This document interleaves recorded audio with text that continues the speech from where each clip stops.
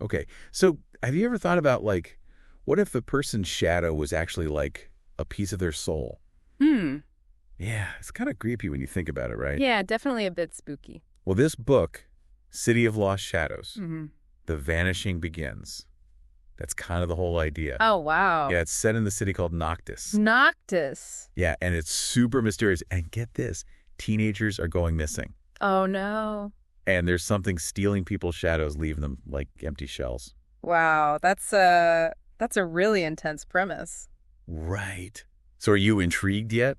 Definitely I am. I knew you would be. I have to know more about this. So the book really dives into like themes of fear and trust and, how friendships are tested when things get crazy. It sounds like it has a lot to say about the human experience. For sure. So we meet these four main characters, Lucas, Mira, Jasper, and Noah. Okay. And they each have their own strengths and weaknesses. I like that. Yeah. And as the story goes on, they have to rely on each other to survive. So it's about teamwork, too. Totally. Imagine being a teenager and suddenly you're in this situation where you have to discover hidden strengths. Oh, yeah, like you don't even know what you're capable of until you're pushed to your limits. Exactly.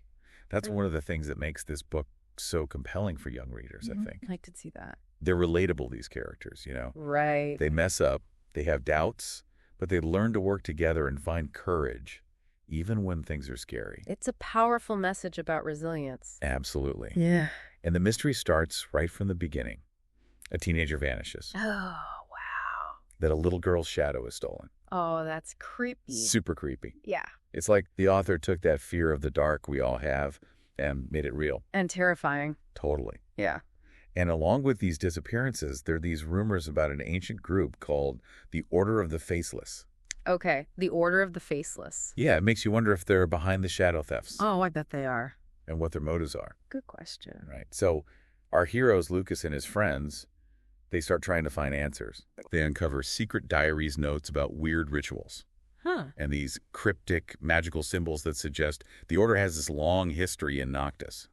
So they're digging into the past. Exactly. Yeah. The author does a really cool job of weaving together folklore and history to create suspense and intrigue. Like a puzzle. Yeah, keeps you guessing the whole time. Yeah. But one of the creepiest parts of the book is this forbidden district called Obscura. Obscura. What is that? It's where people without shadows are sent.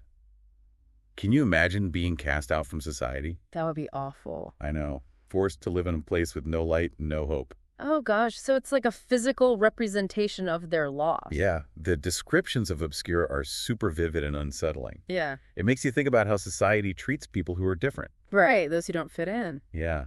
And it's not just about facing the shadow-stealing force.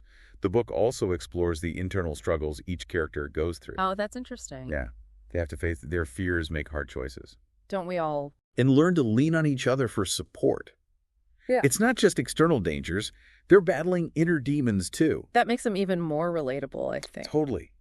That's what makes these characters so real. They're not perfect. They make mistakes, but they learn and grow. Like all of us. Exactly. The book really shows how important self-discovery and personal growth are. Right. Alongside all the adventure and fantasy. Yeah, it's a story that can connect with young readers on so many different levels. It sounds like it. And it's not just about facing your fears, right? No, definitely not. The characters have to learn to trust each other too. Yeah, their friendships are put to the test as things get more dangerous. For sure, the stakes get higher. Exactly. And there are these moments of doubt, even betrayal, Wow. but then forgiveness, Okay. which is so important for young readers to see. Yeah, I agree. Even the best friendships have their ups and downs. Totally. It shows that it's okay to make mistakes. Right. And it also shows how important communication is. Yeah. Like really understanding each other. Empathy. Yes, exactly. The characters have to see things from each other's point of view. Which can be tough. It is. Yeah. And that's a lesson that applies to all relationships. Absolutely. Not just friends. So true. I was thinking about the mentor figures in the book. Oh, yeah. Professor Alden, this wise scholar who helps the kids understand the shadows and the magic. Oh, cool. Yeah. And then Sleene, this former guardian who teaches them how to protect themselves. How to protect themselves. Yeah, using these ancient runes. Oh, wow. Like a magic self-defense class. Right. It's awesome. I love that idea. Me too. Yeah. Having these mentors is really important to the story I think so too. because it shows that even heroes need help. Guidance. Yeah. And support. Right? Even when things are really bad, there's still hope. For sure. And those protective runes, They're like symbols of hope. Oh, interesting. How so? Well, these kids are learning to use ancient magic Wow. to shield themselves from this like shadowy force. That's so cool. It really gives them the power to take control. Yeah, to fight back. Exactly. It's like a reminder that even when things seem impossible, there are ways to protect what matters. And the runes themselves, they require knowledge You're right. to understand them and use them. Absolutely. Yeah. The characters have to learn about their history, how they work. So knowledge is power. It really is, That's especially against fear. a great message. But, we can't forget about the action. Of course not. It's Yeah. an adventure story. Exactly. The part where they capture a faceless minion, Oh, yeah. so intense. What happens? Well, they're trying to expose the order to the city, Make everyone aware of the danger. but they run into resistance from the Council of Noctis. What? Council? Yeah, they're divided on how to deal with the threat. Oh, no. So there's conflict even within the city. Exactly. And the fate of everyone is at stake. Wow. Talk about pressure. I know. And the climax. It's like a bolt out of the blue. Oh, tell me. The Order launches a full-on attack Oh, way. during a huge thunderstorm. Oh, wow. The whole city is thrown into chaos. That sounds intense. The storm is like a symbol Oh, yeah. I see it. of the fear and turmoil Right. that everyone's feeling. Powerful imagery. But even in all that chaos, there's hope. Oh, good. The heroes in the people of Noctis, Yeah. they stand up to the Order Armed with those runes. and a new sense of unity That's what it takes. to fight for what's right. It's inspiring to see them come together. I think so too. Uh, It shows that even ordinary people can be heroes. when they work together. Exactly. And in the end, the Order's leader is defeated. Yay! The fear starts to go away, just like the storm. Yeah, it's beautiful. And hope returns to Noctis. A happy ending. It is. You feel optimistic about the future for the city and the characters? I like that. It's a good reminder that even after bad things happen, Trauma lost. there's always the potential for healing. And new beginnings. I know you might be wondering why you should care about all this. Why should you recommend this book to teenagers? Or anyone, really? Good question. For me, it's how the book mixes adventure and fantasy with, those coming-of-age themes. Like, who hasn't felt like they're losing a part of themselves growing up? Oh, yeah, for sure.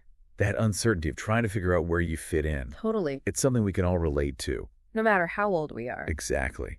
And the shadow theft, it's kind of like a metaphor, Yeah. Oh, I see it. for the stuff teenagers go through becoming adults. Yeah, like the fear of losing your identity. Right. Or the pressure to be like everyone else. And trying to find your own voice.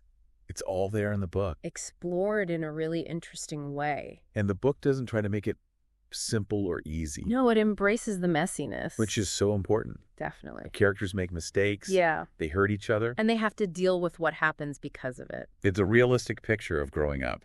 Not sugar-coated? Right. But teenagers will appreciate that, I think. I think so too. And through it all, they learn about friendship.